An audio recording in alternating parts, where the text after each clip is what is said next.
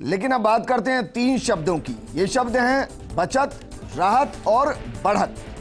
दरअसल आज दिन भर सियासी गलियारों के साथ साथ आम जुबान पर ये तीन शब्द घूमते रहे, क्योंकि प्रदेश की राजधानी में ये पोस्टर पर लिखे हैं और लिखा है कि 10 फरवरी को आ रहा है राजस्थान बजट 2023। कांग्रेस नेताओं के सोशल मीडिया पर भी ये पोस्टर शेयर किया गया, लेकिन इस पोस्टर के बाद दो सवाल हैं। पहला सवाल तो ये कि क्या बचत कैसे हो रही है, राहत किसको मिलेगी और क्या मिलेगी, और बढ़त का मतलब यहां क्या है, क्योंकि बजट इन तीन शब्दों पर आधारित होगा ये तो तय हो गया है। और दूसरा सवाल यह है कि अभी तक तो प्री बजट बैठकें और पोस्ट बजट प्रमोशन होता था, लेकिन क्या अब राजस्थान में प्री बजट प्रमोशन की एक ऐसी लाइन तैयार की जा रही है जो भविष्य में आपको हर बजट से पहले दिखाई देगी, जिसमें इशारा होगा बजट को लेकर, प्रमोशन होगा बजट को लेकर, ताकि जनता में बजट को लेकर ज्यादा से ज्यादा रुझान पैदा किया जा सके। साथ ही जो सीक्रेट डॉक्यूमेंट होता है उसको एक तरीके से क्लू के तौर पर जनता के सामने पहले ही लाकर रख दिया जाए। बात बजट की, जिसके लिए हर कोई कह रहा है कमिंग सून।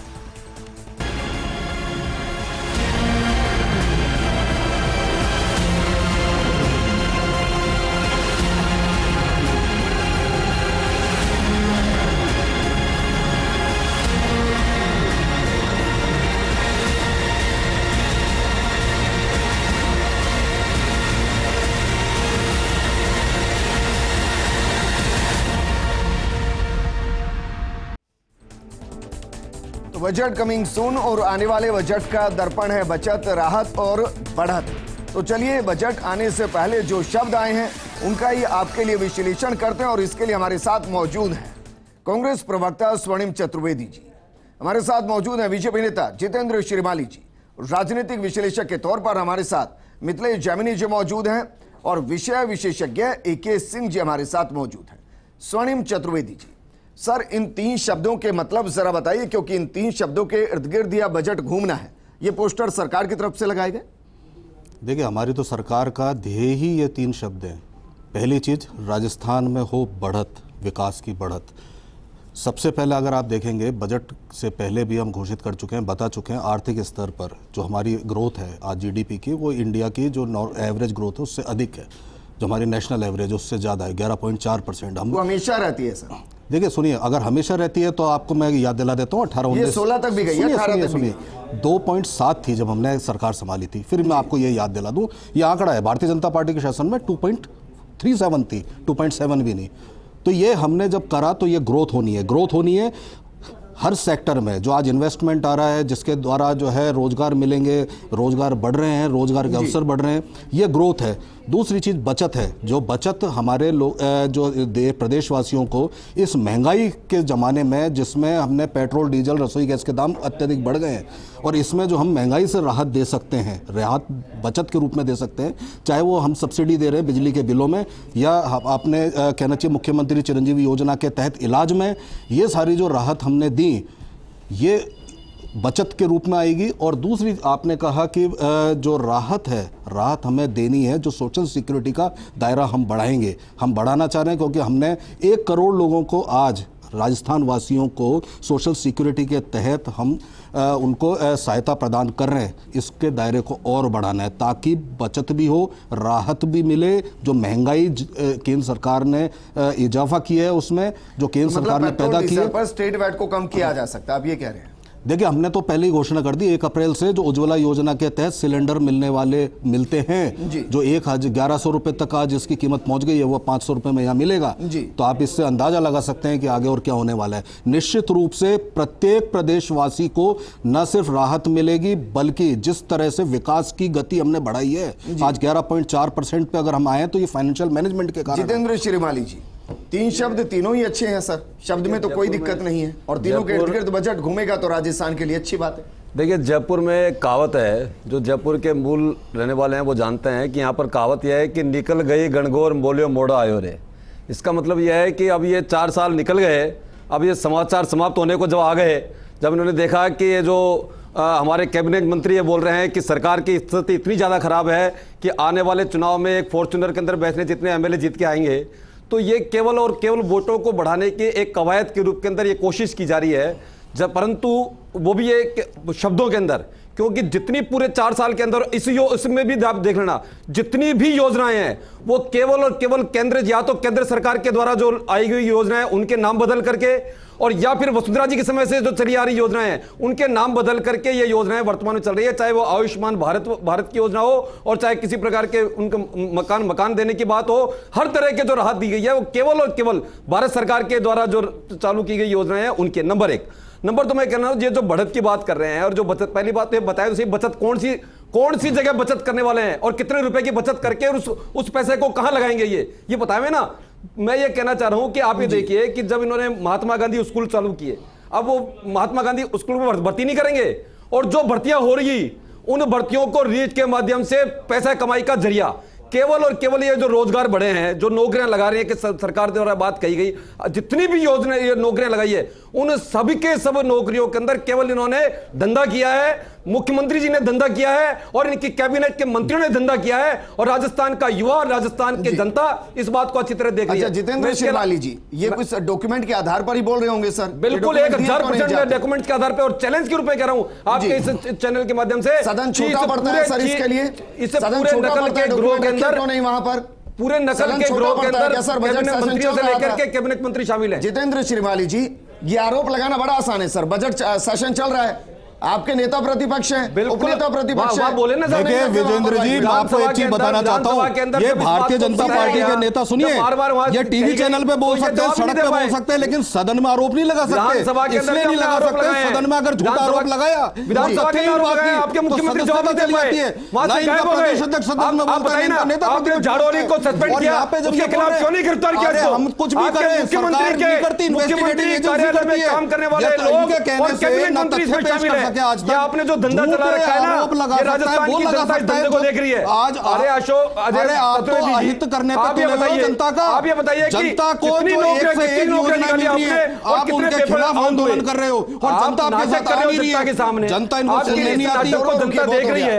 आप ये बताइए कि आप एक तरफ तो मकान गिराने का कार्य कर रहे हैं सर, प्री बजट बैठ के, ये हमने देखी है, और वाकई में अच्छी इसलिए होती है क्योंकि अलग अलग सेक्टर के लोगों को बुलाया जाता है, उनकी डिमांड को पूछा जाता है। लेकिन क्या वाकई में प्री बजट प्रमोशन जिस तरीके से हो रहा है, इसके एक नजरिया यह भी कि जनता के अंदर रुझान पैदा किया जा रहा है कि इस बजट को देखिए आपके लिए बहुत कुछ होगा। देखिए विजेंद्र जी, ऐसा रुझान पैदा करने की परंपरा पहली बात पैदा हुई है, लेकिन राजस्थान में कभी भैरव सिंह जी के टाइम में यशवंत सिंह रामू एक विधायक हुआ करते थे, नदबई, बजट लीक प्रकरण हुआ था, तो उस पर बड़ा बवाल हुआ था। तो ये एक आइडिया आ गया है, तो अगर उस हिसाब से देखें तो एक हल्का सा बजट लीक हो गया है कि ये होने वाला है। अब इसमें इंपॉर्टेंट चीज क्या है? इंपॉर्टेंट चीज है कि क्या परियोजनाएं पूरी हो जाएगी। माही अपर कैनाल के लिए पिछले बजट में 2000 करोड़ रुपए का बजट आवंटित हुआ था, 1 रुपया आज तक उसका टेंडर नहीं हुआ। 3 बांध जिनकी बार बार बात करते हैं, नोनेरा कोटा में है, परवन और ईसरदा, तीनों का काम वसुंधरा जी शुरू करके गए थे, तीनों काम पूरे हो गए क्या? नहीं हुए। आप जोधपुर में ये खबर छपती है कि अगर आपकी बस में हिचकोले आ गए तो जोधपुर आ गया। तो बिजली के लिए खुद मुख्यमंत्री जी हाउस में ये बोल चुके हैं कि हमारे राजस्थान में सरप्लस बजट बिजली का है, लेकिन आज ही अखबार में छपी है कि अब किसानों से कट के बिजली उद्यमियों को मिलेगी। इसका मतलब कहीं न कहीं बजट में कॉन्ट्राडिक्शन है। अब दूसरी हालत यह है कि आज सचिन पायलट ने अखबारों में मांग की है कि कृषि महाविद्यालय खोली जाए टोंक में, जबकि 32 कृषि महाविद्यालय खोलेगी। अब इस बजट से एक उम्मीद है कि जो रूरल है वहां लोग जरूर अशोक गहलोत जी से उत्साहित हैं, एक उम्मीद है उनको कि इस बजट में कुछ देंगे। अब उनको करना क्या चाहिए? देखिए, इन्होंने नंदी गौशालाएं खोलने की घोषणा की, उसमें हरियाणा के लोग आके यहाँ पे गौशालाएं खोल रहे हैं, कब्जा कर रहे हैं जमीनों पे। ये रुकना चाहिए, क्योंकि आज ही बलजीत यादव सड़कों पर सेंट्रल पार्क में दौड़े स्थानीय लोगों को। अगर हरियाणा के लोगों को आप प्रमोट करेंगे तो क्या होगा? दूसरा इंपॉर्टेंट चीज है कि आज किसान किससे परेशान है? आपकी तमाम घोषणाएं, किसान कृषि बजट लाए, उसका लोग स्वागत करते हैं, और इन्होंने किसान हायरिंग सेंटर खोला, उसका लोग स्वागत कर रहे हैं कि उनको ट्रैक्टर मिल रहा है सस्ते दामों पर, वो अपने खेती कर रहा है, बहुत अच्छी स्कीम है। लेकिन एक सबसे बड़ी प्रॉब्लम है जो आवारा पशु है, तो उसको झटका मशीन है, वो अगर लिया है, जैसे गुजरात सरकार ने कर दिया, क्योंकि किसान रात को बेचारा खेत में सो नहीं सकता, आवारा पशु घुसते हैं तो झटका मशीन में हल्का सा करंट आता है और वो जानवर दूर चला जाता है। उसके लिए अगर बजट कर दें तो निश्चित रूप से वाटर पॉन्ड स्कीम और कई अच्छी स्कीम्स आई है। तो अगर ये पूरा का पूरा बजट राजस्थान में जो अशोक गहलोत चाहते हैं कि हम मिथक तोड़ना चाहते हैं, तो इनका एक ही फंडा है कि इस बजट को आप रूरल में दे दीजिए। ये शहरी लोग आपको वोट नहीं देंगे, आप भूल जाइए कि अर्बन लोग आपके झांसे में आएंगे। आपके लिए एक उम्मीद की किरण है तो गांव से आ रही है, और गांव का आदमी झांसे ये मतलब जी झांसे मतलब झांसे का मतलब कह रहा हूं क्योंकि 70 से 75% तो घोषणाएं पूरी हुई हैं।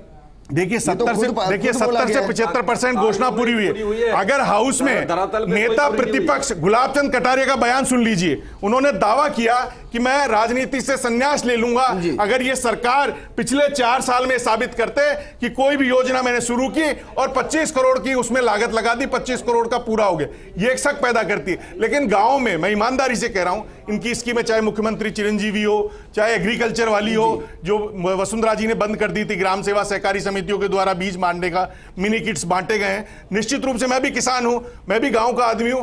अशोक गहलोत जी का एक पॉजिटिव पॉइंट है कि गांव में अभी हवा जिंदा है, और उस हवा को अगर ये उसमें बदल देते हैं तूफान में, तो निश्चित रूप से भाजपा के लिए सिरदर्द। आप देखिए आज वसुंधरा मिडिल क्लास तो बचत और राहत के बीच में घूमता है, वो दोनों शब्द पोस्टर में है। Middle class AK Singh ji हमारे साथ है, विषय विशेषज्ञ।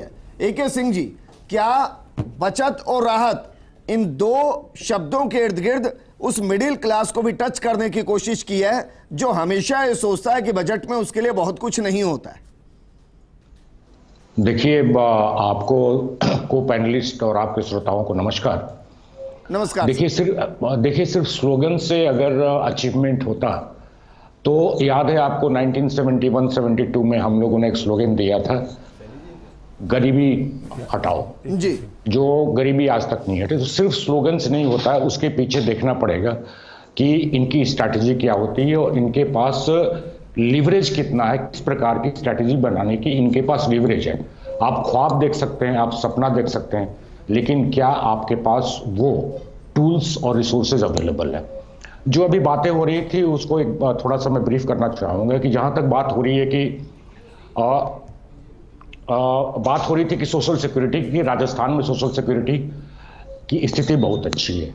अगर आप डेटा दिखाएंगे तो आप इसके विपरीत निष्कर्ष पे पहुंचेंगे। चूंकि HDI ह्यूमन डेवलपमेंट इंडेक्स की जो लेटेस्ट जो स्टडीज हैं लास्ट ईयर की, उसमें राजस्थान का रैंक जो है 25th है। उसी तरह से बात हो रही थी साहब की अनएम्प्लॉयमेंट रेट। जनवरी 2023 में जो अनएम्प्लॉयमेंट रेट का डेटा आया है CMI से, centre for management of monitoring of Indian economy, उसमें इंडिया में सेकेंड हाईएस्ट अनएम्प्लॉयमेंट रेट जो है वो राजस्थान की है, करीब 18.9% है, हरियाणा के बाद। तो सोशल सिक्योरिटी की मैंने बता दी क्या स्थिति है, मैंने आपको अनएम्प्लॉयमेंट के लिए बता दी क्या स्थिति है। और चौथी बात अब जो हो रही है कि राहत देने की बातें। देखिए, राहत देने की बातें जो हैं उसके पास भी मतलब कि राज्य सरकार के पास बहुत ज़्यादा लीवे नहीं है, क्योंकि जो आम जनता को आप राहत देना चाह रहे हैं वो तो सोशल सिक्योरिटी में आपने ऑलरेडी कवर किया हुआ है। उसके एडिशन में कितना राहत, किस प्रकार की राहत ये देना चाह रहे हैं वो मुझे समझ में नहीं आ रही है।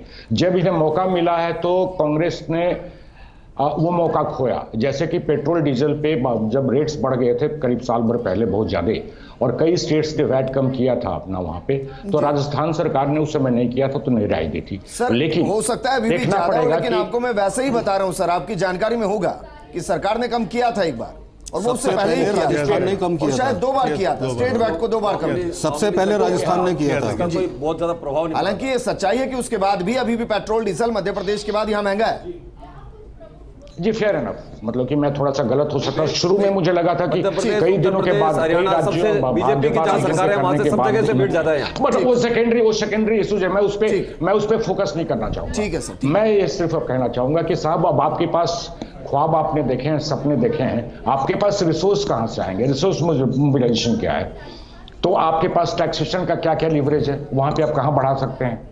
दूसरी बात, जब आप विकास की बात करते हैं तो सरकार को भी इन्वेस्टमेंट चाहिए, उसके पैसे चाहिए, और उसके अलावा विकास के लिए सबसे ज्यादा जरूरत है इंफ्रास्ट्रक्चर।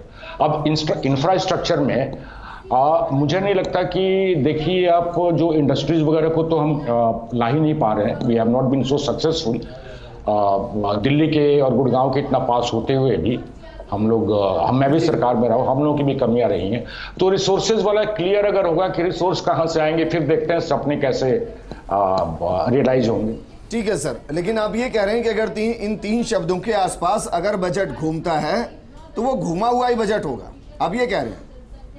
नहीं, वो तो ऑलरेडी हर कोई भी बजट उठा के आप देख लें तो उसके पहले आम जनता जब प्रेस कॉन्फ्रेंस होती है तो क्या बोलते हैं पार्टी के जो भी होते हैं या सरकार की, ये कि साहब ये बजट जो है सो राहत देता है, डेवलपमेंट बजट है, आम आदमी को राहत दी जा रही है।